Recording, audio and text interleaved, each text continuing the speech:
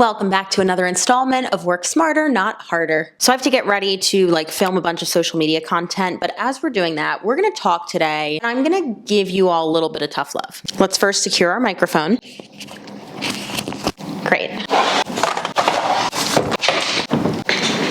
Amazing. So I like to think that I'm a pretty compassionate coach. One of the things that I try to make sure I'm always doing is meeting people where they're at. The biggest thing that means to me is we're not aiming for perfection, we're simply aiming for progress. But sometimes you do come across that person who you simply can't help. I actually want to talk about this person whose Facebook post I interacted with the other day. We're gonna just assume she doesn't watch my videos because we're not close, we're not friends, we're just acquaintances, we worked a gig together once. But if she does see this, oops.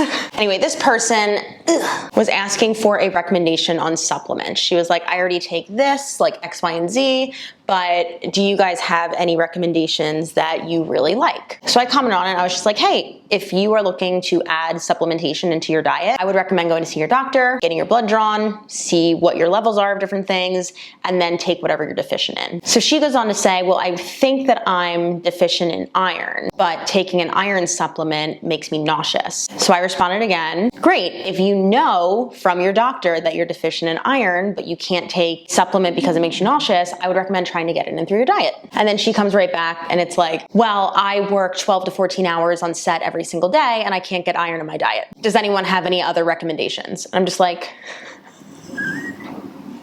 girl, what else are you supposed to do? You can, and look, this is kind of the tough love. It's you can either take the supplement and be nauseous, you can eat foods with iron sources in them, which are actually quite common, by the way, or you can continue to be deficient in iron.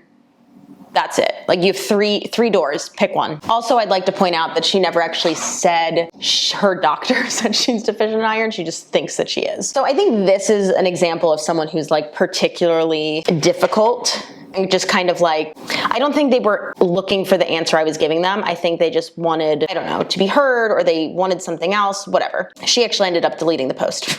I don't typically come across that situation with clients. Ooh, she curly. I typically come across people who are simply not ready, willing, and able to take steps to work on their health. Let me give you an example. Let's say a client comes to me with specific goals and we end up setting a vegetable intake goal for whatever reason. And let's say we want to try and get in 1 serving a day, really nail that for a few weeks, get that to be a new habit of ours. That client will come back to me week after week after week, hasn't done it, and when we try and brainstorm, okay, well, what happened? What are the obstacles? Why is it difficult? Let's try this tactic next week, let's try this tactic the next week, and on and on and on, and rinse, repeat.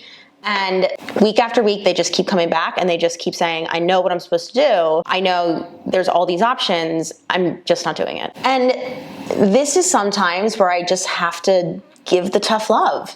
You can either do it or you don't do it. And that's kind of it. I understand that there is a huge difference between taking action and having motivation. And motivation is awesome when you have it. And I always tell people, when you have motivation, hop on it. Don't go overboard. Just do your normal thing, but take advantage of it, right? But a lot of times you will find that taking action leads to motivation. You do one small thing, working toward your goals, and then it just kind of starts to snowball, right? And it builds and it builds, and you get more inspired and you get more motivated. And eventually we're trying to build habits and systems that work for you long term, whether you're motivated or not. And a lot of times with clients like this that I come across, and I'm not saying that they're doing this purposely, but a lot of times they expect, because they're paying you to help them and for you to be their accountability partner or whatever, they kind of expect you to do it for them. Well, I'm paying you, this should just happen, right? I have the magic solution. There's no magic solution. The benefit of working one-on-one is that you get to test and figure out solutions that will work for you. And I think that a lot of the issue kind of stems down to I'm not trying to teach you how to be accountable to me. I'm trying to teach you how to be accountable to you, right? Sometimes you need that little outside force to help, but my end goal is not that you pay me for the rest of your life to like make you do your workouts or to make you eat your vegetables. I'm trying to teach you how to do it on your own. But I just find often that people pay for coaching, especially like nutrition coaching, and it's just like, oh, well, this should be fixed, this should be easy, give me my plan. You know, you quickly realize like it's a lot of work on your own. It's mostly work on your own. And I want to make it really clear that like I'm not saying working toward your goals is easy by any means. I'm actually saying the opposite. If it was easy, it would be hire someone, they make me do everything and it's fixed, right? Like that would be awesome. I wish I could do that for people. But working toward your goals can be really freaking hard. But that's also just kind of what life is. Like life is hard. To quote Eric Matthews,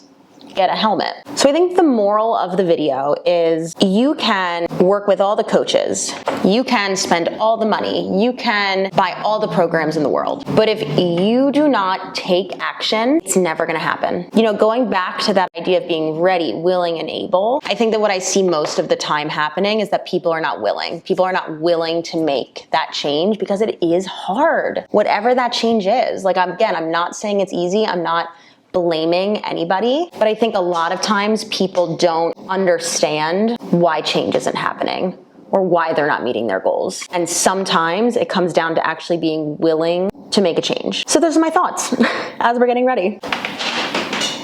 I also think this is the first time I've finished talking about what I want to talk about before my hair is actually done. Let me know if there's any other topics that you guys would like me to cover in this little throwback, get ready with me type of series that's happening. And I hope you're enjoying it. You will be the first to know, people watching this video, that I'm going to start doing something similar to this, but with a guest. They're not going to be like in this room getting ready with me, but more sit downy, talk about a topic, almost podcasty style. So hopefully that's something you guys are interested in. As always, leave any questions down below and I will see you in the next one.